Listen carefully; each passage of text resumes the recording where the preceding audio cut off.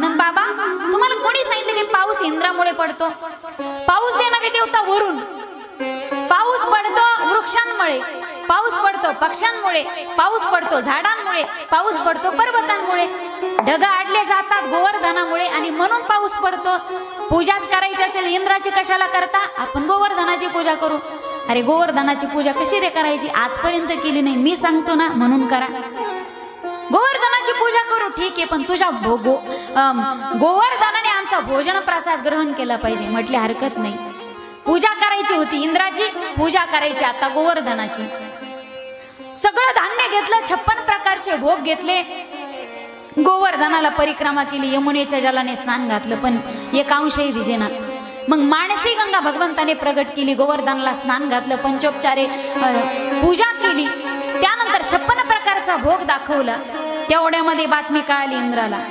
सावर्तक